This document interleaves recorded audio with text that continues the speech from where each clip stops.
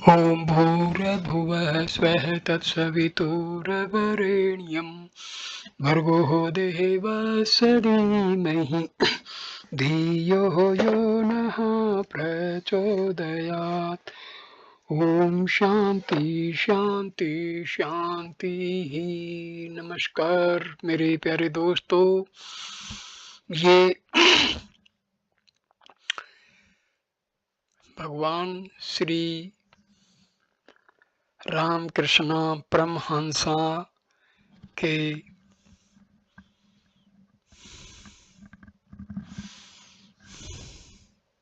वचनामृत का 7वां वीडियो है। ये वीडियो हम शुरू करते हैं श्री रामकृष्ण सर्कस में गृहस्थ तथा अन्य कर्मयोगियों की कठिन समस्या। श्री रामकृष्ण गाड़ी से श्यामपुकुर विद्यासागर स्कूल के फाटक पर आ पहुंचे। दिन के 3 बजे का समय होगा। साथ में उन्होंने मास्टर को भी ले लिया। राखाल तथा अन्य 2-1 भगत गाड़ी में हैं। आज बुधवार 15 नवंबर 1882 ईस्वी कार्तिक शुक्ला पंचमी है। गाड़ी चितपुर रास्ते से किले के मैदान की ओर जा रही है। श्री रामकृष्ण आनंद में हैं। मतवाले की तरह गाड़ी से कभी इस ओर तथा कभी उस ओर मुख करके बालक की तरह देख रहे हैं और पथिकों के संबंध में भक्तों से बातचीत कर रहे हैं। मास्टर से कह रहे हैं, देखो सब लोगों को देखता हूँ कैसे निमन दृष्टि के हैं। पेट के लिए सब जा रहे हैं, ईश्वर की ओर दृष्टि नहीं है।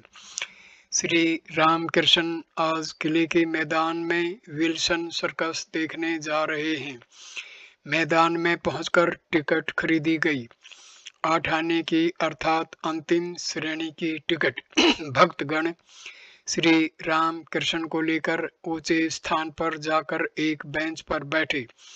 श्री रामकृष्ण आनंद से कह रहे हैं, वाह, यहाँ से बहुत अच्छा दिखता है। सर्कस में तरह तरह के खेल काफी देर तक दिखाए गए। गोलाकार रास्ते पर घोड़ा दौड़ रहा है। घोड़े की पीठ पर एक पैर पर मैम खड़ी है। फिर बीच बीच में सामने बड़े बड़े लोहे के चक्कर रखे हैं। चक्कर के पास आकर घोड़ा जब उसके नीचे से दौड़ता है तो मैम घोड़े की पीठ से कूदकर चक्कर के बीच में से होकर फिर घोड़े की पीठ पर एक पैर पर खड़ी हो जाती है। घोड़ा बार बार तेजी के साथ उस गोलाकार पथ पर दौड़ने लगा। मैम भी फिर उसी प्रकार पीठ पर खड़ी है। सर्कस समाप्त हुआ। श्री रामकृष्ण भक्तों के साथ उतरकर मैदान में गाड़ी के पास आई। ठंड पड़ रही थी। हरे रंग की शाल ओढ़कर मैदान में खड़े खड़े बातचीत कर रहे हैं। पास ही भक्तगण खड़े हैं। एक भक्त के साथ मैं आपके लिए मसाले, लौंग, इलायची आदि का एक छोटा सा बटवा है। उसमें कुछ मसाला और विशेष रूप से कबाब चीनी है। पहले साधना, बाद में संसार, अभ्यास, योग। श्री रामकृष्ण मास्टर से कह रहे हैं, देखो मैम कैसे एक पैर के सहारे घोड़े पर खड़ी है और घोड़ा तेजी से दौड़ रहा है। कितना कठिन काम है। अनेक दिनों तक अभ्यास किया है तब तो ऐसा सीखा। जरा असावधान होते ही हाथ पैर टूट जाएंगे और मृत्यु भी हो सकती है। संसार करना इसी प्रकार कठिन है।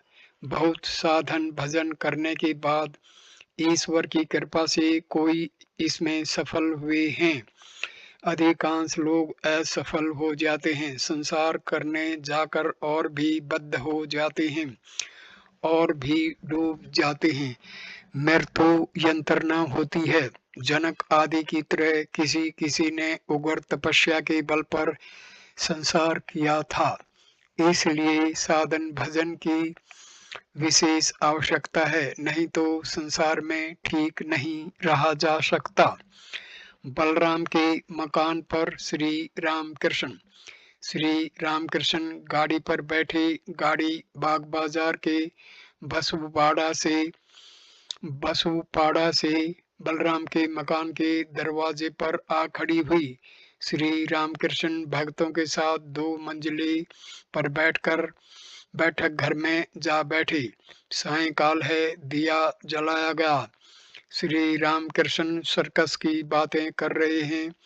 अनेक भक्त एकत्रित हुए हैं। उनके साथ ईश्वर संबंधी चर्चा हो रही है। मुख में दूसरी कोई भी बात नहीं है, केवल ईश्वर की बात। जाति भेद तथा अस्पृश्यों की समस्या। जाति भेद के संबंध में चर्चा चली। श्री रामकृष्ण बोले, एक उपाय से जाति भेद उठ सकता है, वह उपाय है भक्ति। भक्तों के जाति नहीं है। भक्ति होने से ही देह, मन, आत्मा सब शुद्ध हो जाते हैं। गौर निताई हरि नाम देने लगे और चांडाल तक सभी को गोद में लेने लगे। भक्ति न रहने पर ब्राह्मण नहीं है। भक्ति रहने पर चांडाल नहीं है। अस्पृश्य जाति भक्ति के होने पर शुद्ध पवित्र हो जाती है। संसारबद्ध जीव। श्री रामकृष्ण संसारबद्ध जीव की बातें कर रहे हैं। वे मानो रेशम के कीड़े हैं। चाहे तो कोष को काटकर निकल आ सकते हैं, परंतु काफी कोशिश से कोष बनाते हैं, छोड़कर आ नहीं सकते, इसी से मरते हैं। फिर मानो जाल में फंसी हुई मछली जिस रास्ते से गई है उसी रास्ते से निकल सकती है, परंतु जल की मीठी आवाज और दूसरी मछलियों के साथ खेल कूद इसी में भूल कर रह जाती है, बाहर निकलने की चेष्टा नहीं करती। बच्चों की अस्फुट बातें मानो जल कल्लोल का मीठा शब्द है। मछली अथवा जीव और परिवार वर्ग, परंतु एक दौड़ से जो भाग जाते हैं उन्हें कहते हैं मुक्त पुरुष। श्री रामकृष्ण गाना गा रहे हैं। भावार्थ, महामाया की विचित्र माया है। कैसा मोहजाल फैला रखा है, जिसके प्रभाव से ब्रह्मा विष्णु भी अचैतन्य हैं। फिर जीव की क्या बात। बिछे हुए जाल में मछली प्रवेश करती है, पर आने जाने का रास्ता रहते हुए भी फिर उससे भाग नहीं सकती। श्री रामकृष्ण फिर कह रहे हैं, जीव मानो दाल है, चक्की में पड़े हैं, पिस जाएंगे, परंतु जो थोड़े से दाल के दाने खूंटी को पकड़कर रहते हैं वे नहीं पिसते। इसलिए खूंटी अर्थात ईश्वर की शरण में जाना चाहिए। उन्हें पुकारो, उनका नाम लो, तब मुक्ति होगी, नहीं तो काल रूपी चक्की में पिस जाओगे।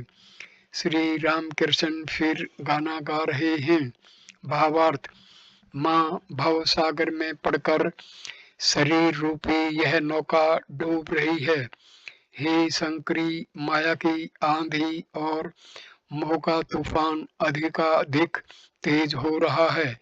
एक तो मन रूपी माझी अनाड़ी है, उस पर 6 खवैये गवार हैं। आंधी में मझधार में आकर डूबा जा रहा है। भक्ति का डाढ़ टूट गया, श्रद्धा का पाल फट गया, नाव काबू से बाहर हो गई। अब मैं उपाय क्या करूं? और तो कोई उपाय नहीं दिखता, सोचकर लाचार हो रहा हूं। तरंग में तैरकर श्री दुर्गा नाम रूपी भेले को पकड़ता हूँ। स्त्री पुत्रों के प्रति कर्तव्य। विश्वास बाबू बहुत देर से बैठे थे, अब उठकर चले गए। उनके पास काफी धन था, परंतु चरित्र भ्रष्ट हो जाने से सारा धन उड़ गया। अब स्त्री कन्या आदि किसी को नहीं देखते हैं। बलराम के उनकी बात उठाने पर श्री रामकृष्ण बोले, वह अभागा दरिद्री है, गृहस्थ के कर्तव्य है, ऋण है, देव ऋण, पितृ ऋण, ऋषि ऋण, फिर परिवार का ऋण है। सती स्त्री होने पर उसका पालन पोषण, संतान जब तक योग्य नहीं बन जाते हैं तब तक उनका पालन पोषण करना पड़ता है। साधु ही केवल संचय नहीं करेगा, पंछी और दरवेश संचय नहीं करते हैं, परंतु मादा पक्षी के बच्चे होने पर वह संचय करती है। बच्चे के लिए मुख से उठाकर खाना ले जाती है। बलराम, अब विश्वास बाबू की साधु संगत होने की इच्छा है। श्री रामकृष्ण हंसते हुए, साधु का कमंडलू 4 धाम घूमकर आता है, परंतु वैसा ही कड़वा का कड़वा रहता है। मलय की हवा जिन पेड़ों को लगती है वे सब चंदन हो जाते हैं, परंतु समल, बड़ आदि चंदन नहीं बनती। कोई कोई साधु संग करते हैं गांजा पीने के लिए। हंसी, साधु लोग गांजा पीते हैं इसलिए उनके पास आकर बैठते हैं, गांजा तैयार कर देते हैं और प्रसाद पाते हैं। सभी हंस पड़े। परिच्छेद 16। षडभुज दर्शन। राजमोहन के मकान पर शुभागमन। नरेंद्र। श्री रामकृष्ण ने जिस दिन किले वाले मैदान में सर्कस देखा उसके दूसरे दिन फिर कलकत्ते में शुभागमन किया था। बृहस्पतिवार 16 नवंबर 1882 ईस्वी, कार्तिक शुक्ला षष्ठी आते ही पहले पहल ग्रानहट्टा में षडभुज महाप्रभु का दर्शन किया। वैष्णव साधुओं का अखाड़ा है। महंत श्री गिरधारी दास। षडभुज महाप्रभु की सेवा बहुत दिनों से चल रही है। श्री रामकृष्ण ने तीसरे प्रहर दर्शन किया। सायंकाल के कुछ देर बाद श्री रामकृष्ण शिमूलिया निवासी श्री राजमोहन के मकान पर गाड़ी से आ पहुंचे। श्री रामकृष्ण ने सुना है कि यहाँ पर नरेंद्र आदि युवक मिलकर ब्राह्मण समाज की उपासना करते हैं, इसलिए वे देखने आए हैं। मास्टर तथा और भी 2-1 भक्त साथ हैं। श्री राजमोहन पुराने ब्राह्मण भक्त हैं। ब्राह्मण भक्त और सर्व त्याग या संन्यास। श्री रामकृष्ण नरेंद्र को देख आनंदित हुए और बोले, तुम लोगों की उपासना देखूंगा। नरेंद्र गाना गाने लगे। युवकों में से श्री प्रिय आदि कोई कोई उपस्थित थे। अब उपासना हो रही है। नवयुवकों में से एक व्यक्ति उपासना कर रहे हैं। वे प्रार्थना कर रहे हैं, भगवान सब कुछ छोड़े तुमसे मगन हो जाऊं। भगवान सब कुछ छोड़ तुम में मगन हो जाऊं। श्री रामकृष्ण को देख संभवतः उनका उद्दीपन हुआ है, इसलिए सर्व त्याग की बात कह रहे हैं। मास्टर श्री रामकृष्ण के बहुत ही निकट बैठे थे। उन्होंने ही केवल सुना। श्री रामकृष्ण मृदु स्वर में कह रहे हैं, सो तो हो चुका। श्री राजमोहन श्री रामकृष्ण को जलपान के लिए मकान के भीतर ले जा रहे हैं। परिच्छेद 17। मनोमोहन तथा सुरेंद्र के मकान पर श्री रामकृष्ण। रविवार 19 नवंबर 1882 ईस्वी। आज श्री जगद्धात्री पूजा है। सुरेंद्र ने निमंत्रण दिया है। वे भीतर बाहर हो रहे हैं। कब श्री रामकृष्ण आते हैं? मास्टर को देख वे कह रहे हैं, तुम आए हो और वे कहाँ हैं? इतने में श्री रामकृष्ण की गाड़ी आ खड़ी हुई। पास ही श्री मनोमोहन का मकान है। श्री रामकृष्ण पहले वहीं पर उतरे। वहां पर जरा विश्राम करके सुरेंद्र के मकान पर जाएंगे। मनोमोहन के बैठक खाने में श्री रामकृष्ण कह रहे हैं, जो असहाय दीन दरिद्र है उसकी भक्ति ईश्वर को प्यारी है। जिस प्रकार खली मिला हुआ चारा गाय को प्यारा है, दुर्योधन उतना धन उतना ऐश्वर्य दिखाने लगा पर उसके घर पर भगवान न गए। वे विदुर के घर गए। वे भक्त वत्सल हैं। जिस प्रकार गाय अपने बच्चे के पीछे पीछे दौड़ती है, उसी प्रकार वे भी भक्तों के पीछे पीछे दौड़ते हैं। श्री रामकृष्ण गाने लगे, भावार्थ यह है, उस भाव के लिए परम योगी युग युगांतर तक योग करते हैं। भाव का उदय होने पर वे ऐसे ही खिंच लेते हैं जैसे लोहे को चुंबक। चैतन्य देव की आंखों से कृष्ण नाम से आंसू गिरने लगते थे। ईश्वर ही वस्तु है, से सब अवस्तु। मनुष्य चाहे तो ईश्वर को प्राप्त कर सकता है, परंतु वह कामिनी कांचन का भोग करने में ही मस्त रहता है। सिर पर मणि रहते भी सांप मेंढक खाता रहता है। भक्ति ही सार है, ईश्वर का विचार करके भी उन्हें कौन जान सकेगा। मुझे भक्ति चाहिए, उनका अनंत ऐश्वर्य है, उतना जानने की मुझे क्या आवश्यकता है। एक बोतल शराब से यदि नशा आ जाए तो फिर यह जानने की क्या आवश्यकता है कि कलार की दुकान में कितने मन शराब है। एक लोटा जल से मेरी तृष्णा शांत हो सकती है। पृथ्वी में कितना जल है यह जानने की मुझे कोई आवश्यकता नहीं। सुरेंद्र के भाई और जज का पद जाति भेद। श्री रामकृष्ण अब सुरेंद्र के मकान पर आए हैं। आकर दो मंजिले के बैठक घर में बैठे हैं। सुरेंद्र के मंजिले भाई जज हैं, वे भी बैठे हैं। अनेक भक्त कमरे में इकट्ठे हुए हैं। श्री रामकृष्ण सुरेंद्र के भाई से कह रहे हैं, आप जज हैं, बहुत अच्छी बात है। इतना जानिएगा, सभी कुछ ईश्वर की शक्ति है। बड़ा पद उन्होंने ही दिया है, तभी बना है। लोग समझते हैं हम बड़े आदमी हैं। छत पर का जल शेर के मुंह वाले परनाले से गिरता है। ऐसा लगता है मानो शेर मुंह से पानी उगल रहा है, परंतु देखो कहाँ का जल है। कहाँ आकाश में बादल बना, उसका जल छत पर गिरा और उसके बाद लुढ़क कर प्रणाली में जा रहा है और फिर शेर के मुंह से होकर निकल रहा है।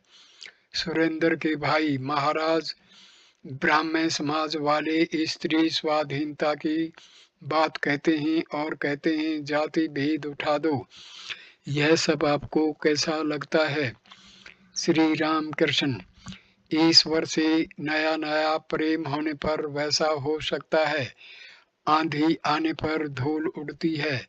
समझ में नहीं आता कि कौन आम का पेड़ है और कौन इमली का। आंधी शांत होने पर फिर समझ में आता है। नए प्रेम की आंधी शांत होने पर धीरे धीरे समझ में आ जाता है कि ईश्वर ही श्रेय नित्य पदार्थ है और सभी कुछ अनित्य है। साधु संग और तपस्या न करने पर ठीक ठीक धारणा नहीं होती। प्रभु राजक का बोल मुंह से बोलने से क्या होगा। हाव पर आना बहुत कठिन है। केवल लेक्चर देने से क्या होगा। तपस्या चाहिए तब धारणा होगी। जाति भेद कवच एक उपाय से जाति भेद उठ सकता है, वह है भक्ति। भक्ति के जाति नहीं है। भक्ति से अछूत भी शुद्ध हो जाता है। भक्ति होने पर चांडाल फिर चांडाल नहीं रहता। चैतन्य देव ने चांडाल से लेकर ब्राह्मण तक सभी को शरण दी थी। ब्राह्मण हरि नाम करते हैं, बहुत अच्छी बात है। व्याकुल होकर पुकारने पर उनकी कृपा होगी, ईश्वर लाभ होगा। सभी पंथों से उन्हें प्राप्त किया जा सकता है। एक ईश्वर को अनेक नामों से पुकारते हैं। जिस प्रकार एक घाट का जल हिंदू लोग पीते हैं, कहते हैं जल, दूसरे घाट में ईसाई लोग पीते हैं, कहते हैं वाटर, और तीसरे घाट में मुसलमान पीते हैं, कहते हैं पानी। सुरेंद्र के भाई महाराज थियोसॉफी कैसी लगती है? श्री रामकृष्ण, सुना है लोग कहते हैं कि उससे अलौकिक शक्ति प्राप्त होती है। देव मॉडल नामक व्यक्ति के मकान पर देखा था कि एक आदमी पिशाच सिद्ध है। पिशाच कितनी ही चीजें ला देता था। अलौकिक शक्ति लेकर क्या करूंगा? क्या उससे ईश्वर प्राप्ति होती है? यदि ईश्वर प्राप्ति न हुई तो सभी मिथ्या है। परिच्छेद 18। मणि मल्लिक के ब्रह्मोत्सव में श्री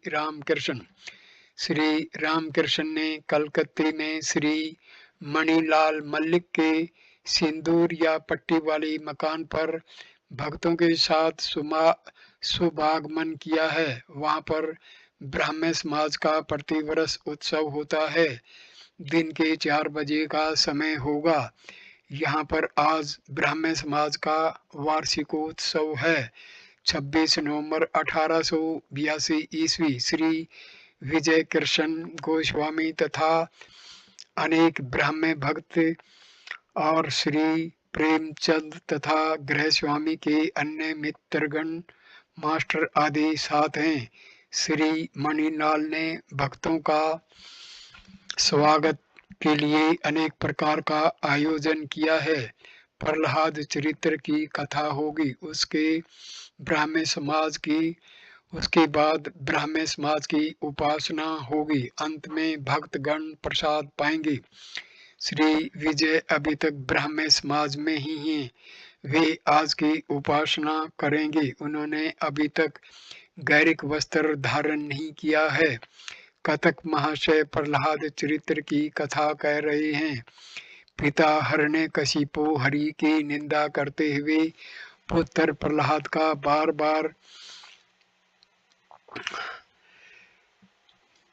बार उपेक्षा कर रहे हैं। प्रहलाद हाथ जोड़कर हरि से प्रार्थना कर रहे हैं और कह रहे हैं, हे हरि, पिता को सद्बुद्धि दो। श्री रामकृष्ण इस बात को सुनकर रो रहे हैं। श्री विजय आदि भक्तगण श्री रामकृष्ण के पास बैठे हैं। श्री रामकृष्ण को भावा अवस्था हो गई है। श्री विजय गोस्वामी प्रभृति ब्राह्मण समाजों को उपदेश, ईश्वर दर्शन और आदेश प्राप्ति, तब लोक शिक्षा। कुछ देर बाद विजय आदि भक्तों से कह रहे हैं, भक्ति ही सार है। उनके नाम गुण का कीर्तन सदा करते करते भक्ति प्राप्त होती है। आह, शिवनाथ की कैसी भक्ति है, मानो रस में पड़ा हुआ रसगुल्ला। ऐसा समझना ठीक नहीं कि मेरा धर्म ही ठीक है तथा दूसरे सभी का धर्म असत्य है। सभी पथों से उन्हें प्राप्त किया जा सकता है। हृदय में व्याकुलता रहनी चाहिए। अनंत पथ अनंत मत। देखो, ईश्वर को देखा जा सकता है। वेद में कहा है, एवांग मानसो गोचरम। इसका अर्थ यह है कि वे विषयासक्त मन के अगोचर हैं। वैश्वाचरण कहा करता था, वे शुद्ध मन शुद्ध बुद्धि द्वारा प्राप्त करने योग्य हैं। इसलिए साधु संग, प्रार्थना, गुरु का उपदेश, यह सब आवश्यक है। तभी चित्त शुद्धि होती है, तब उनका दर्शन होता है। मैले जल में निर्मली डालने से वह साफ होता है, तब मुंह देखा जाता है। मैले आईने में भी मुंह नहीं देखा जा सकता। चित्त शुद्धि के बाद भक्ति प्राप्त करने पर उनकी कृपा से उनका दर्शन होता है। दर्शन के बाद आदेश पाने पर तब लोक शिक्षा दी जा सकती है। पहले से ही लेक्चर देना ठीक नहीं है। एक गाने में कहा है, मन अकेले बैठे क्या सोच रहे हो, क्या कभी प्रेम के बिना ईश्वर मिल सकता है। फिर कहा है, तेरे मंदिर में माधव नहीं है, शंख बजाकर तूने हल्ला मचा दिया। उसमें तो 11 चमगीदड़ रात दिन मंडराते रहते हैं।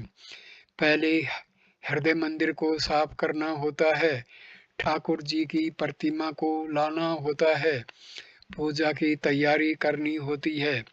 कोई तैयारी नहीं, भो भो करके शंख बजाने से क्या होगा।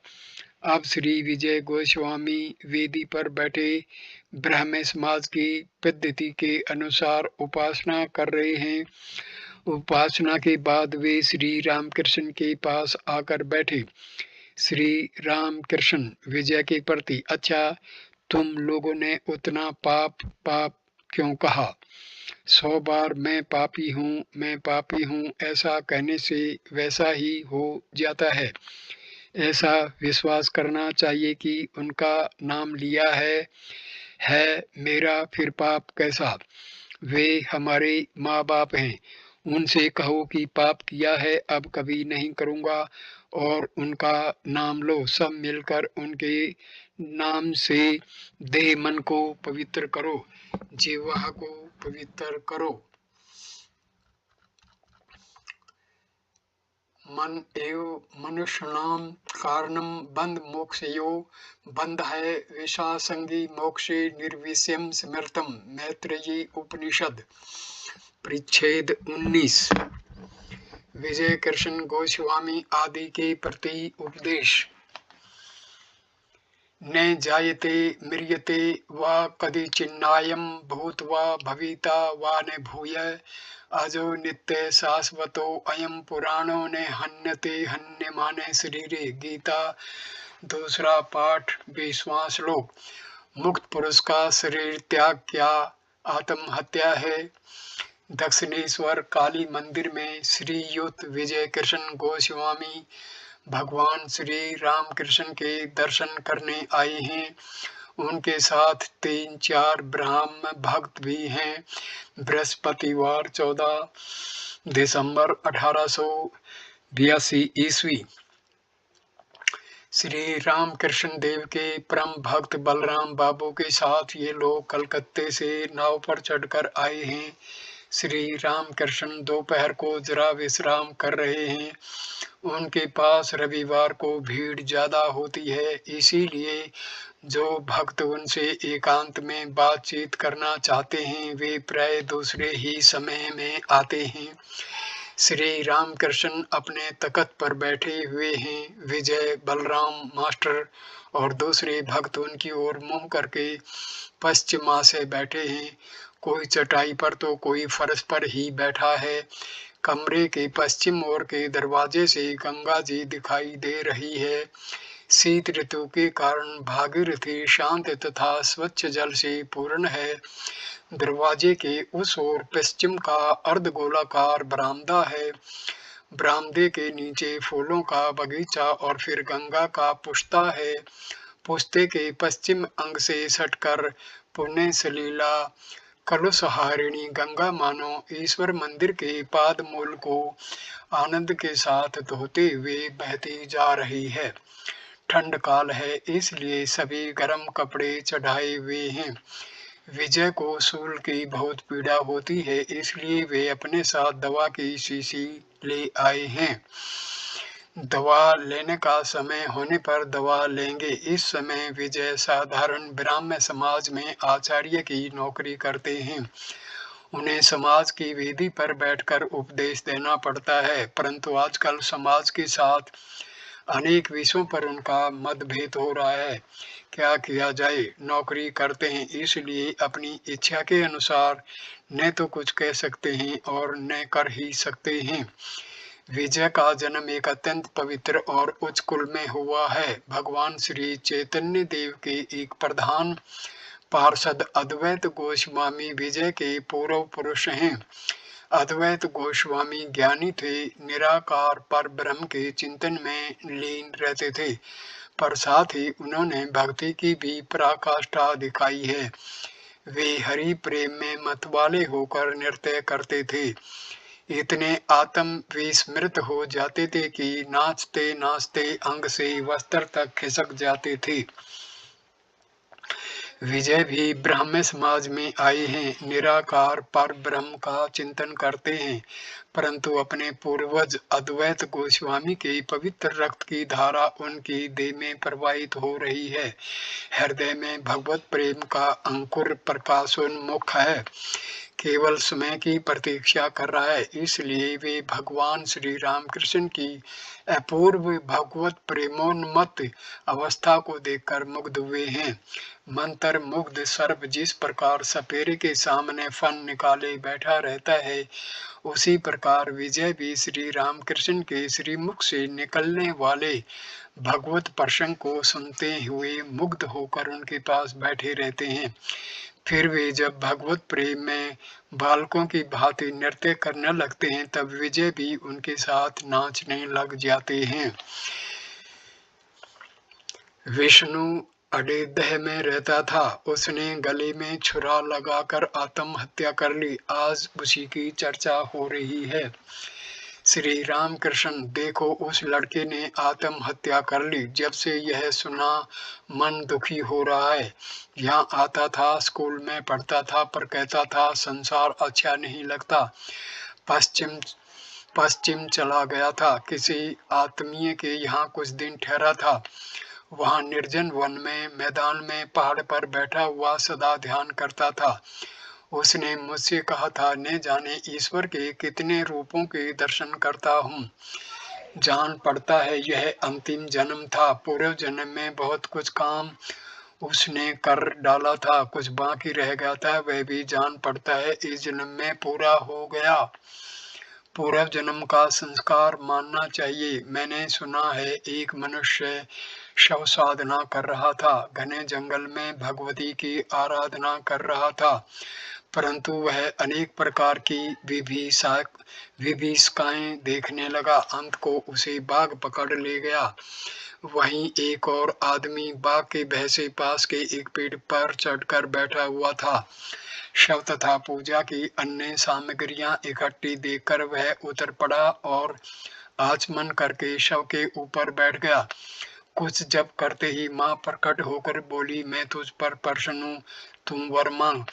माता के पाद पंकजों में परिणत होकर वह बोला, माँ एक बात पूछता हूँ, तुम्हारा कार्य देखकर बड़ा आश्चर्य होता है। उस मनुष्य ने इतनी मेहनत की, इतना आयोजन किया, इतने दिनों से तुम्हारी साधना कर रहा था, उस पर तो तुम्हारी कृपा नहीं हुई। प्रसन्न तुम मुझ पर हुई जो भजन साधन ज्ञान भक्ति आदि कुछ नहीं जानता। हंसकर भगवती बोली, बेटा तुम्हें जन्मांतर की बात याद नहीं है। तुम जन्म जन्म से मेरे लिए तपस्या कर रहे हो। उसी साधन बल से इस प्रकार सब कुछ तैयार पाया और तुम्हें मेरे दर्शन भी मिले। अब कहो क्या वर चाहते हो? मुक्त पुरुष का शरीर त्याग। एक भगत बोल उठे, आत्महत्या की बात सुनकर भय लगता है। श्री रामकृष्ण, आत्महत्या करना महापाप है। घूम फिरकर संसार में आना पड़ता है और वही संसार दुख भोगना पड़ता है। परंतु यदि कोई ईश्वर दर्शन करने के बाद शरीर त्याग दे तो उसे आत्महत्या नहीं कहते। उसी प्रकार के शरीर त्याग में दोष नहीं है।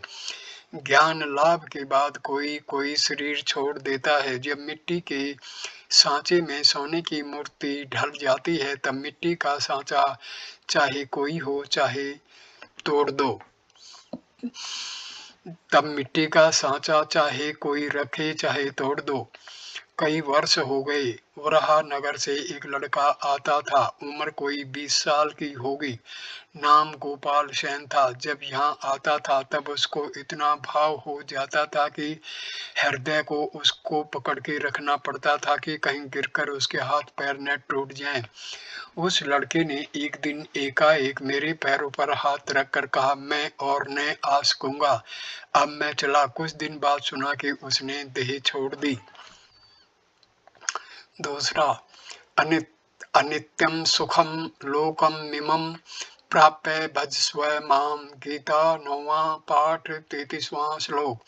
जीव के 4 दर्जे, बद्ध जीव के लक्षण, कामिनी कांचन। श्री रामकृष्ण जीव 4 दर्जे के कहे गए हैं। बद्ध, मुमुक्षु, मुक्त और नित्य। संसार मानव जाल है और जीव मछली। ईश्वर यह संसार जिनकी माया है, मछुए हैं।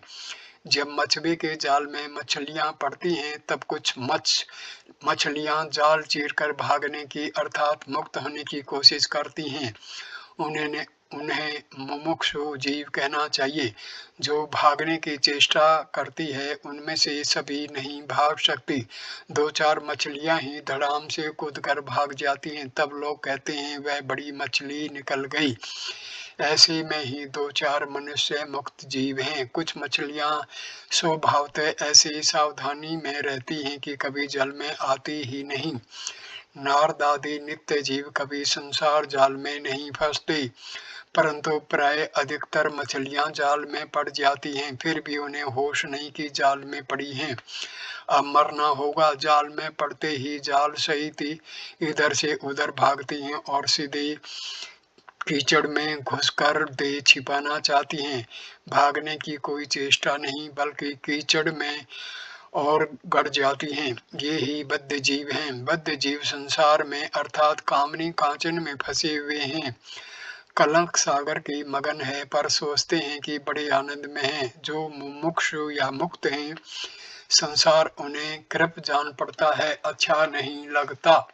इसलिए कोई कोई ज्ञान लाभ, ईश्वर लाभ हो जाने पर शरीर छोड़ देते हैं, परंतु इस तरह का शरीर त्याग बड़ी दूर की बात है। बद्ध जीवों, संसारी जीवों को किसी तरह होश नहीं होता। कितना दुख पाते हैं, कितना धोखा खाते हैं, कितनी विपदाएं झेलते हैं, फिर भी बुद्धि ठिकाने नहीं आती। ऊंट कटीली घास को बहुत चाव से खाता है, परंतु जितना ही खाता है उतना ही मुंह से धर धर खून गिरता है, फिर भी कटीली घास को खाना छोड़ता नहीं। संसार मनुष्यों को इतना शोकताप मिलता है, किंतु कुछ दिन बीते कि सब भूल गए। औरत गुजर गई या बदचलन निकली तो फिर ब्याह कर लेता है। बच्चा मर गया, कितना दुख पाया, पर कुछ ही दिनों में सब भूल जाता है। बच्चे की वही माँ जो मारे शोक के अधीर हो रही थी, कुछ दिन बीत जाने पर फिर बाल संवारती है, जोड़ा बांधती है और गहनों से सजती है।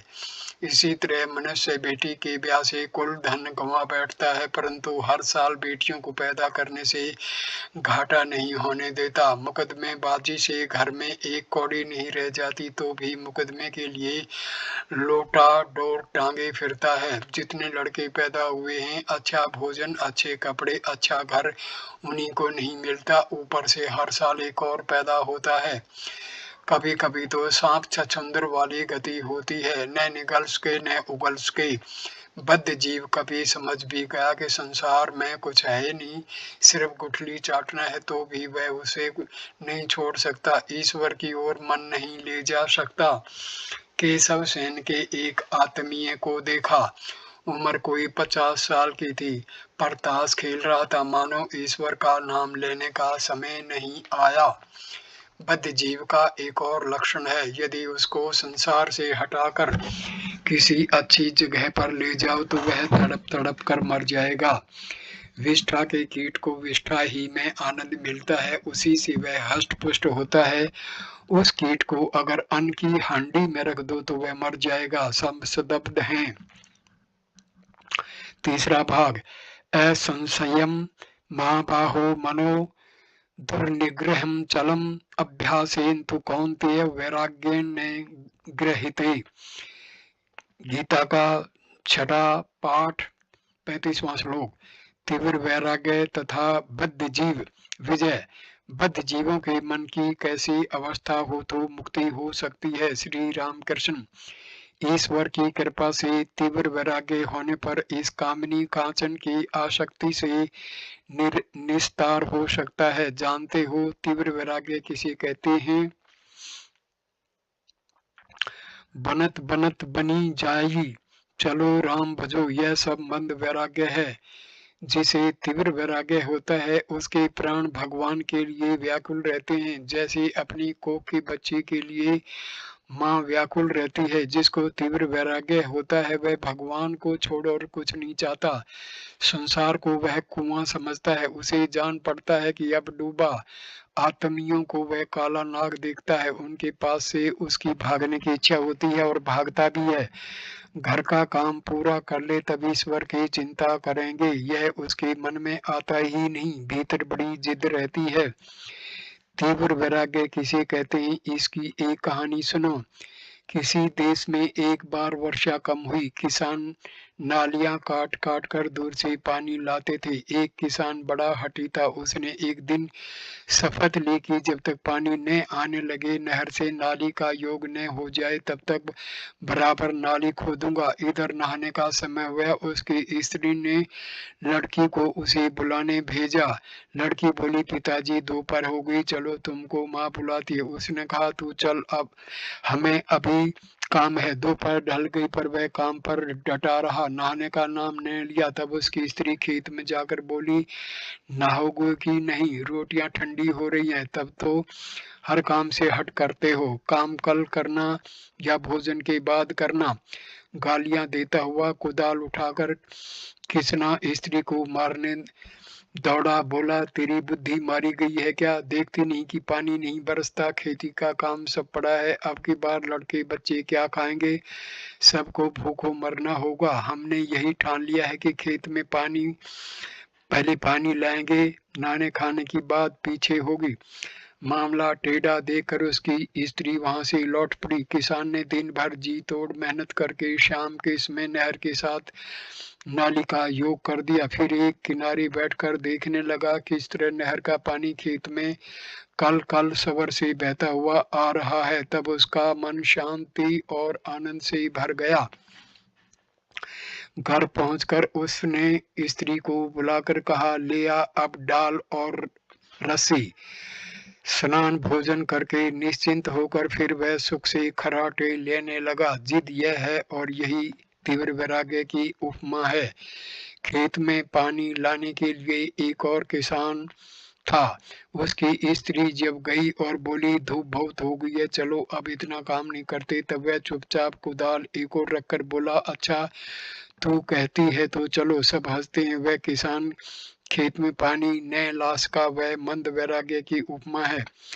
हट बिना जैसे किसान खेत में पानी नहीं ला सकता, वैसे ही मनुष्य ईश्वर दर्शन नहीं कर सकता। चौथा, आपूर्यमान मचलम प्रतिष्ठम समुद्रमापः प्रविशन्ति यद्वत् तद्वत् कामा ये प्रविशन्ति सर्वे स शांति अपनोति ने काम कमी। गीता दूसरा अध्याय 70वां श्लोक। कामिनी कांचन के लिए दास तो श्री रामकृष्ण। पहले तुम इतना आते थे पर अब क्यों नहीं आते? विजय, यहाँ आने की बड़ी इच्छा रहती है परंतु अब मैं स्वाधीन नहीं हूँ, ब्राह्मण समाज में नौकरी करता हूँ। श्री रामकृष्ण। कामिनी कांचन जीव को बांध लेते हैं, ईश्वर की स्वाधीनता चली जाती है। कामिनी ही से कांचन की आवश्यकता होती है, जिसके लिए दूसरों की गुलामी की जाती है। फिर स्वाधीनता नहीं रहती, फिर तुम अपने मन का काम नहीं कर सकते। जयपुर में गोविंद जी के पुजारी पहले पहल अपना विवाह नहीं करते थे, तब वे बड़े तेजस्वी थे। एक बार राजा के बुलाने पर भी वे नहीं गए और कहा, राजा ही को आने को। फिर राजा और पर्चा ने मिलकर उनका विवाह और पंचों ने मिलकर उनका विवाह करा दिया। तब राजा से एक साक्षात करने के लिए किसी को बुलावा नहीं पड़ता था, वे खुद हाजिर होते थे। कहते, महाराज आशीर्वाद देने आए हैं, यह निर्मूल्य लाए हैं, धारण कीजिए।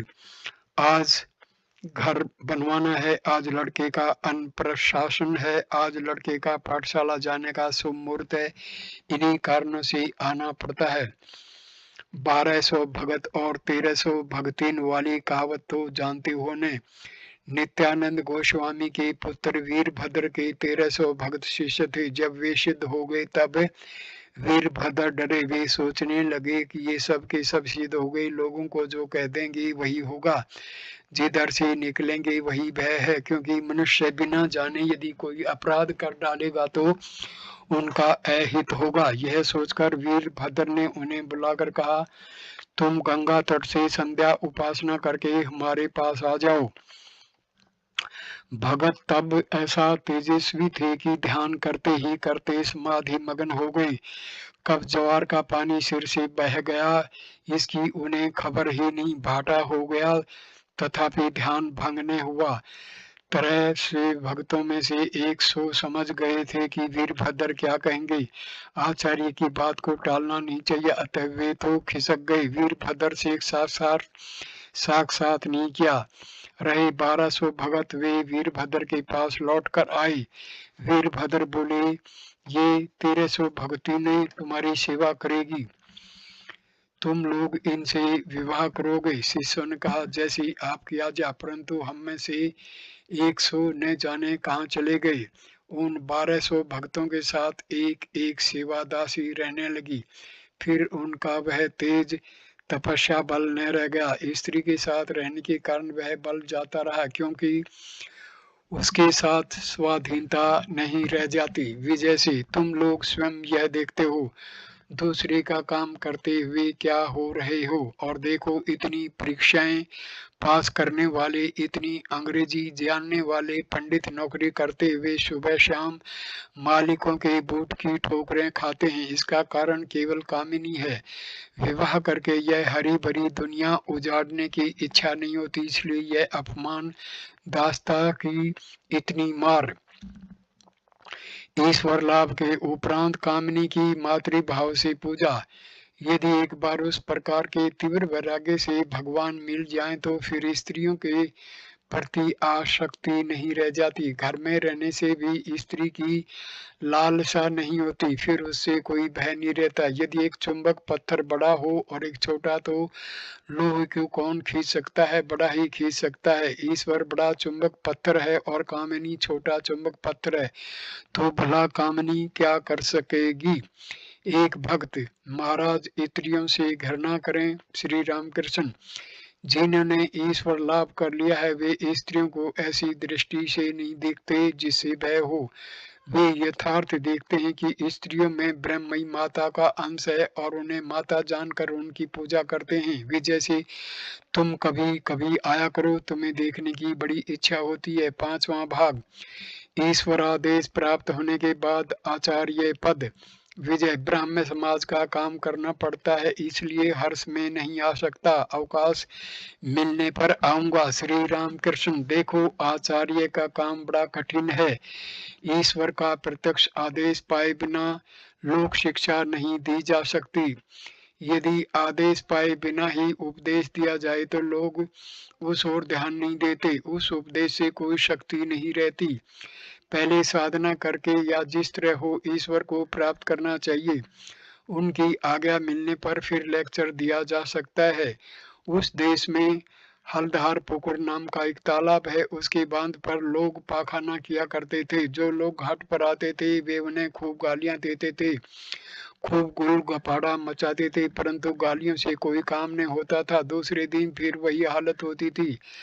अंत का कंपनी के चपरासी नोटिस लटका गए कि यहाँ शौच के लिए जाने की सख्त मनाही है, न मानने वाले को सजा दी जाएगी। इस नोटिस के बाद फिर वहां कोई शौच के लिए नहीं जाता था।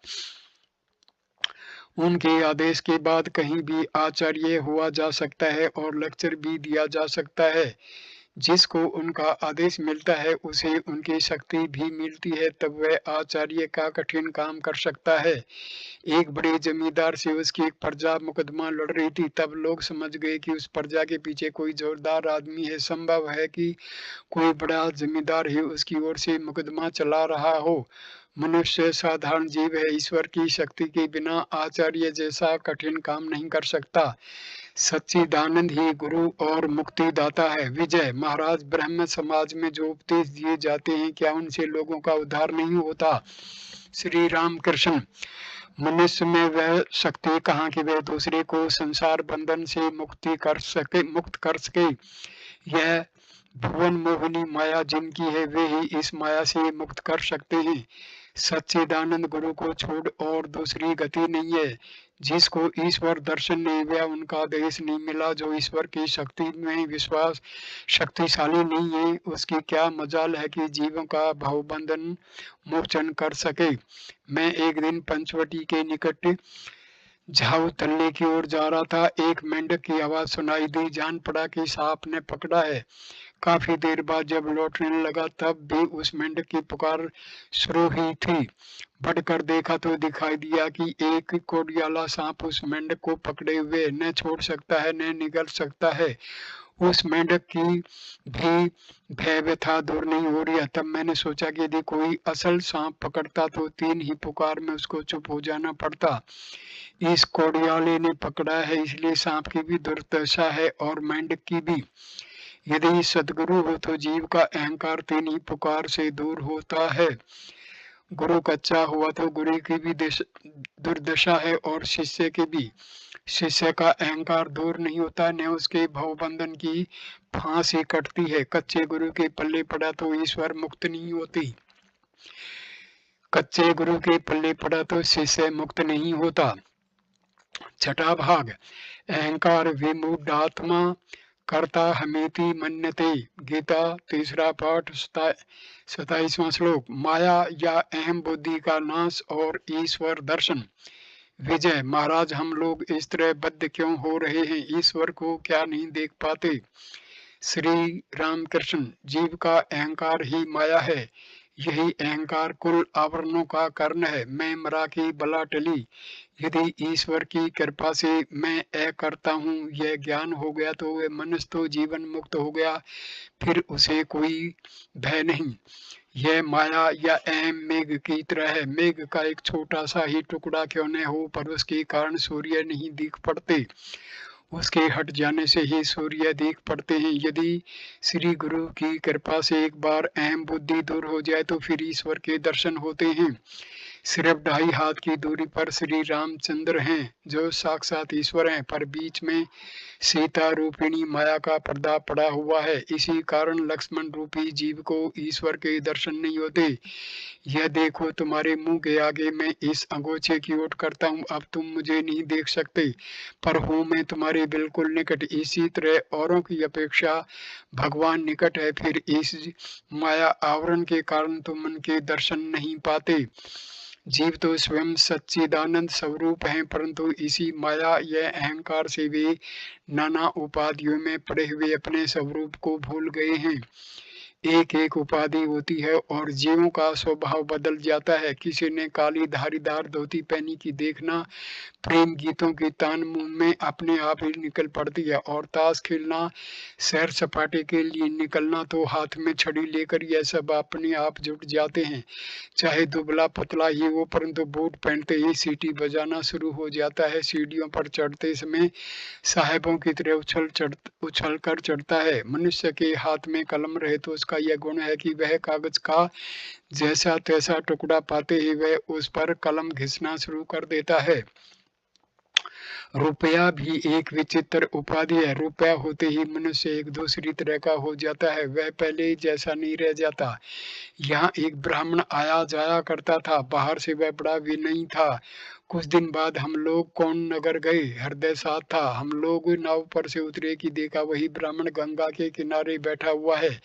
शायद हवाखोरी के लिए आया था। हम लोगों को देखकर बोला, क्यों महाराज, कहो कैसे हो। उसकी आवाज सुनकर मैंने हृदय से कहा, हृदय सुना, इसके धन हो गया। इसी से आवाज किरकिराने लगी। हृदय हंसने लगा। किसी मेंढक के पास 1 रुपया था, वह एक बिल में रखा रहता था। एक हाथी उस बिल को लांग गया। तब मेंढक बिल से निकलकर बड़े गुस्से में आकर लगा हाथी को लात दिखाने और बोला, तुझे इतनी हिम्मत है कि मुझे लांग जाए। रुपये का इतना अहंकार होता है। अहंकार कब जाता है? ब्रह्म ज्ञान की अवस्था सप्त भूमि। ज्ञान लाभ होने से अहंकार दूर हो सकता है। ज्ञान लाभ होने से समाधि होती है। जब समाधि होती है तभी अहंकार जाता है। ऐसा ज्ञान लाभ बड़ा कठिन है। वेदों में कहा है कि मन सप्तम भूमि पर जाने से समाधि होती है। समाधि होने से ही अहंकार दूर हो सकता है। मन प्राय प्रथम 3 भूमियों में रहता है। लिंग, गुदा और नाभि, ये ही वे 3 भूमियां हैं। तब मन संसार की ओर, कामनी कांचन की ओर खिंचा रहता है। जब मन हृदय में रहता है तब ईश्वरी ज्योति के दर्शन होते हैं। वह मनुष्य ज्योति देखकर कह उठता है, यह क्या, यह क्या है। इसके बाद मन कंठ में आता है। तब केवल ईश्वर की ही चर्चा करने और सुनने की इच्छा होती है। कपाल या भौहों के बीच में जब मन आता है तब सच्चिदानंद रूप दिख पड़ता है। उस रूप को गले लगाने और उसे छूने की इच्छा होती है, परंतु छुआ नहीं जाता। लालटेन के भीतर की बत्ती को कोई चाहे जितना कोशिश कर ले उसे छू नहीं सकता। जान पड़ता है कि छू लिया, परंतु छू नहीं पाता। जब सप्तम भूमि पर मन जाता है तब अहम नहीं रह जाता, समाधि होती है। विजय, वहां पहुंचने पर जब ब्रह्म ज्ञान होता है तब मनुष्य क्या देखता है? श्री रामकृष्ण, सप्तम भूमि में मन के जाने पर क्या होता है मुंह से नहीं कहा जा सकता। नमक की गुड़ियां समुद्र नापने गई, किंतु जैसे पानी में उतरी वैसे ही गल गई। अब समुद्र की गहराई को खबर कौन देगा? जो देगी वही तो उसके साथ मिल गई। सप्तम भूमि में मन का नाश होता है, समाधि होती है। क्या अनुभव होता है वह मुंह से कहा नहीं जाता। अहम जाता नहीं बदमाश में दास में। जामे संसारी बनता है, कामनी कांचन में फंसता है, वह बदमाश में है। जीव और आत्मा में भेद सिर्फ इसलिए है कि बीच में यह मैं जुड़ा हुआ है। पानी पर अगर लाठी डाल दी जाए तो पानी दो हिस्सों में बटा हुआ दिख पड़ता है, परंतु वास्तव में वह एक ही पानी लाठी के कारण उसके दो हिस्से नजर आते हैं। यह लाठी अहम ही है, लाठी उठा लो वहीं एक जल रह जाएगा। बदमाश में वह है जो कहता है मुझे नहीं जानते हो, मेरे इतने रुपए हैं, क्या मुझसे कोई बड़ा आदमी है। यदि किसी ने 10 रुपये चुरा लिए तो पहले वह चोर से रुपये छीन लेता है, फिर चोर की ऐसी मरम्मत करता है कि पसली ढीली कर देता है, इतने पर भी इसको नहीं छोड़ता। पहरे वाले के हाथ सौंपता है और सजा दिलवाता है। बदमाश में कहता है अरे इसने मेरे 10 रुपये चुराए थे, उफ इतनी हिम्मत। विजय, यदि बिना अहम के दूर हुए सांसारिक भोगों से पिंड नहीं छूटने का, समाधि न होने की, तो ज्ञान मार्ग पर आना ही अच्छा है, क्योंकि उससे समाधि होगी। यदि भक्ति योग में अहम रह जाता है तो ज्ञान योग ही अच्छा ठहरा। श्री रामकृष्ण, समाधि प्राप्त होकर दो मनुष्यों का अहंकार जाता है अवश्य, परंतु प्राय नहीं जाता। लाख विचार करो पर देखना कि अहम घूम घाम कर फिर उपस्थित है। आज बरगद का पेड़ काट डालो, कल सुबह को उसमें अंकुर निकलता हुआ ही देखोगे। ऐसी दिशा में यदि मैं नहीं दूर होने का तो रहने दो, साले को दास में बना हुआ। हे ईश्वर, तुम प्रभु हो, मैं दास हूँ, इसी भाव में रहो। मैं दास हूँ, मैं भक्त हूँ, ऐसे मैं दोष नहीं। मिठाई खाने में अमलशूल होता है, पर मिश्री मिठाइयों में नहीं गिनी जाती। ज्ञान योग बड़ा कठिन है, दे आत्म बुद्धि का नाश हुए बिना ज्ञान नहीं होता। कलयुग में प्राण अनगत है, अतएव दे आत्म बुद्धि अहम बुद्धि नहीं मिटती। इसलिए कलयुग में भक्ति योग है। भक्ति पथ सीधा पथ है। हृदय में व्याकुल होकर उनसे स्मरण करो, उनसे प्रार्थना करो, भगवान मिलेंगे, इसमें कोई संदेह नहीं।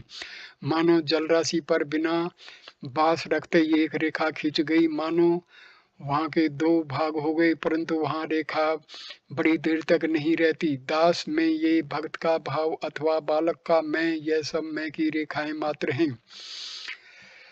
7वां भाग, कलेशोधिकतर शेषा व्यक्त ते चेतमास अव्यक्ता ही गति दुखम देह व्यक्ति वाप्यतः।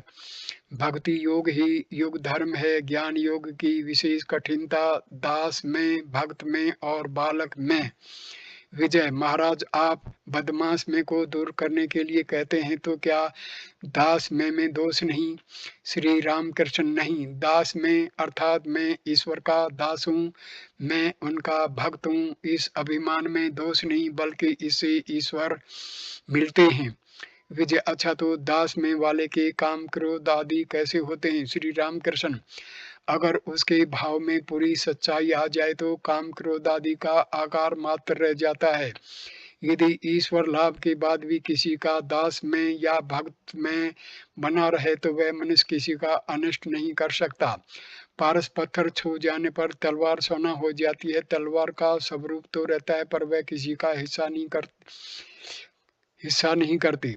नारियल के पेड़ का पत्ता झड़ जाता है, उसकी जगह सिर्फ 2 दाग बना रहता है, जिससे यह समझ लिया जाता है कि कब यहाँ पत्ता लगा हुआ था। इसी तरह जिसको ईश्वर मिल गए हैं उसके अहंकार का चिन्ह भर रह जाता है, काम क्रोध का स्वरूप मात्र रह जाता है। उसकी बालक जैसी अवस्था हो जाती है। बालक सत्व रज तम में से किसी गुण के बंधन में नहीं आता। बालक जितनी जल्दी किसी वस्तु पर अड़ जाता है उतनी ही जल्दी वह उसे छोड़ भी देता है। एक 5 रुपए की कीमत का कपड़ा चाहे तुम धेले के खिलौने पर रिझाकर फुसला लो, पहले तो वह बहकर कहेगा नहीं मैं दूंगा, मेरे बाबूजी ने मोल दे दिया है और लड़के के लिए सभी बराबर हैं, ये बड़े हैं यह छोटा, यह ज्ञान उसे नहीं, इसलिए उसे जाति पाति का विचार भी नहीं है। माँ ने कह दिया वह तेरा दादा है, फिर वह चाहे कलार हो वह उसके साथ बैठकर रोटी खाता है। बालक को घृणा नहीं, सूची और असूची पर ध्यान नहीं, शौच के लिए जाकर हाथ नहीं मटियाता। कोई कोई समाधि के बाद भी भक्त का मैं दास का मैं लेकर रहते हैं। मैं दास हूँ तुम प्रभु हो, मैं भक्त हूँ तुम भगवान हो, यह अभिमान भक्तों का बना रहता है, ईश्वर लाभ के बाद भी रहता है। संपूर्ण मैं नहीं दूर होता और फिर इसी अभिमान का अभ्यास करते करते ईश्वर प्राप्ति भी होती है। यही भक्ति योग है। भक्ति के मार्ग पर चलने से भी ब्रह्म ज्ञान होता है। भगवान सर्वशक्तिमान हैं, वे इच्छा करें तो ब्रह्म ज्ञान भी दे सकते हैं। भक्त प्राय ब्रह्म ज्ञान नहीं चाहते। मैं दास हूँ तुम प्रभु हो, मैं बच्चा हूँ तुम माँ है, ऐसा अभिमान रखना चाहते हैं। विजय, जो लोग वेदांत विचार करते हैं वे भी तो उन्हें पाते हैं। श्री रामकृष्ण, हाँ विचार मार्ग से भी वे मिलते हैं, इसी को ज्ञान योग कहते हैं। विचार मार्ग बड़ा कठिन है। सप्त भूमि की बात तो तुम्हें बतलाई है। सप्तम भूमि पर मन के पहुंचने से समाधि होती है। ब्रह्म सत्य जगत मिथ्या यह बोध होने पर मन का लय होता है, समाधि होती है। परंतु कली में जीवों का प्राण अनगत है, ब्रह्म सत्य जगत मिथ्या का बोध फिर कैसे हो सकता है? ऐसा बोध देह बुद्धि को बिना दूर हुए नहीं हो सकता। मैं शरीर हूँ, न मन हूँ, न 24 तत्व हूँ, मैं सुख और दुख से परे हूँ। मुझ फिर कैसा रोग, कैसा शोक, कैसा जरा, कैसा मृत्यु, ऐसा बोध कली काल में होना कठिन है। जितना जितना विचार करो दे आत्म बुद्धि कहीं न कहीं से आ ही जाती है। बड़ के पेड़ को काट डालो तुम तो ही की जड़ समेत उखाड़ फेंका, फिर दूसरे दिन सवेरे उसमें कनखा निकली ही देखोगे। देहाभिमान नहीं दूर होता, इसलिए कली काल में भक्ति योग अच्छा है, सीधा है। और मैं चीनी बन जाना नहीं चाहता, चीनी खाना ही मुझे अच्छा जान पड़ता है। फिर कभी यह इच्छा नहीं होती कि कहूँ मैं ही ब्रह्म। मैं तो कहता हूँ तुम भगवान हो, मैं तुम्हारा दास हूँ। 5वीं और 6ठी भूमि के बीच में चक्कर काटना अच्छा है। 6ठी भूमि को पार कर 7म भूमि में अधिक देर तक रहने की मेरी इच्छा नहीं होती। मैं उनका नाम गुण कीर्तन करूँगा, यही मेरी इच्छा है।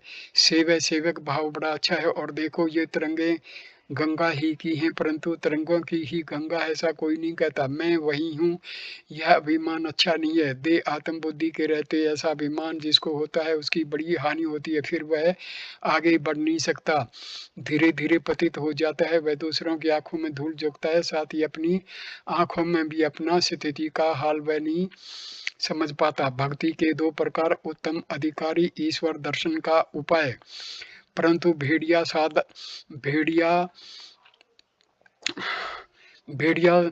शान की भक्ति से ईश्वर नहीं मिलती। उन्हें पाने के लिए प्रेमा भक्ति चाहिए। प्रेमा भक्ति का एक और नाम है राग भक्ति। प्रेम या अनुराग के बिना भगवान नहीं मिलते। ईश्वर पर जब तक प्यार नहीं होता तब तक उन्हें कोई प्राप्त नहीं कर सकता। और एक प्रकार की भक्ति है, उसका नाम है वैधि भक्ति। इतना जप करना होगा, उपवास करना होगा, तीर्थ यात्रा करनी होगी, इतने उपचारों से पूजा करनी होगी, बलिदान देना होगा, यह सब वैधि भक्ति है। इसका बहुत कुछ अनुष्ठान करते करते कर्म से राग भक्ति होती है। जब तक राग भक्ति नहीं होगी तब तक ईश्वर नहीं मिलेंगे। उन्हें प्यार करना चाहिए। जब संसार बुद्धि बिल्कुल चली जाएगी, 16 आना मन उन्हीं पर लग जाएगा, तब वे मिलेंगे। परंतु किसी किसी को राग भक्ति अपने आप ही होती है, स्वतः सिद्ध बचपन से ही वह ईश्वर के लिए रोता है। जैसे प्रहलाद। विधिवादीय भक्ति कैसी है? जैसे हवा लगने के लिए पंखा झलना, हवा के लिए पंखे की जरूरत है। ईश्वर पर अनुराग उत्पन्न करने के लिए जब तप उपवास आदि विधियां मानी जाती हैं, परंतु जब दक्षिणी हवा आप बह चलती है तब लोग पंखा रख देते हैं। ईश्वर पर अनुराग प्रेम आप आ जाते हैं जब से, तप आदि का कर्म छूट जाते हैं। भगवत प्रेम में मस्त हो जाने से वैध कर्म करने के लिए फिर किसको समय है। जब तक उन पर प्यार नहीं होगा तब तक वह भक्ति कच्ची भक्ति है। जब उन पर प्यार होता है तब वह भक्ति पक्की भक्ति कहलाती है। जिसकी भक्ति कच्ची है वह ईश्वर की कथा और उपदेशों की धारणा नहीं कर सकता। पक्की भक्ति होने पर ही धारणा होती है। फोटोग्राफ के शीशे पर अगर स्याही सिल्वर नाइट्रेट लगी हो तो चित्र उस पर पड़ता है, वह ज्यों का त्यों उतर जाता है। परंतु सादे शीशे पर चाहे हजारों चित्र दिखाए जाएं, एक भी नहीं उतरता। शीशे पर से चित्र हटा के वह ज्यों का त्यों सफेद शीशा। ईश्वर पर प्रीति हुए बिना उपदेशों की धारणा नहीं होती। विजय महाराज, ईश्वर को कोई प्राप्त करना चाहे, उनके दर्शन करना चाहे तो क्या सिर्फ भक्ति से काम सध जाएगा? श्री रामकृष्ण, हाँ, भक्ति ही से उनके दर्शन हो सकते हैं, परंतु पक्की भक्ति, प्रेमा भक्ति, राग भक्ति चाहिए। उसी भक्ति से उन पर प्रीति होती है। जैसा बच्चों का माँ पर प्यार, माँ का बच्चे पर प्यार और पत्नी का पति पर प्यार होता है। इस राग भक्ति के होने पर स्त्री, पुत्र और आत्मीय परिवार की ओर पहले जैसा आकर्षण नहीं रह जाता। फिर तो उन पर दया होती है। घर द्वार विदेश जैसा जान पड़ता है। उसे देखकर सिर्फ एक कर्म भूमि का ख्याल जागता है। जैसे घर देहात में और कलकत्ता है कर्म भूमि। कलकत्ते में किराए के मकान में रहना पड़ता है कर्म करने के लिए।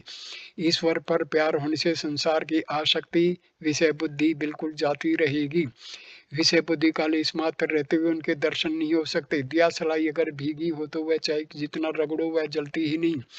20 दिया सलाई व्यर्थ ही बर्बाद हो जाती है। विषासक्त मन भीगी दिया सलाई है। श्रीमती राधिका ने जब कहा मैं सर्वत्र कृष्ण में देखती हूँ, तब सखियां बोली क्या हम तो उन्हें नहीं देखती? तब प्रलाप तो नहीं कर रही हो? श्रीमती बोली सखियां नेत्रों में अनुराग कांचन लगा लो, तभी उन्हें देखोगी। वे जैसे तुम्हारे ब्राह्मण समाजी के भजन में है, प्रभु बिना अनुराग के यज्ञ योग आदि करके क्या तुम्हें जाना जा सकता है? यह अनुराग, यह प्रेम, यह सच्ची भक्ति है। यह प्यार यदि एक बार हो तो साकार और निराकार दोनों मिल जाते हैं। मैं इस वीडियो को यहीं विराम देता हूँ। अगला वीडियो हम शुरू करेंगे। ईश्वर दर्शन उनकी कृपा बिना नहीं होता। धन्यवाद दोस्तों, नमस्कार।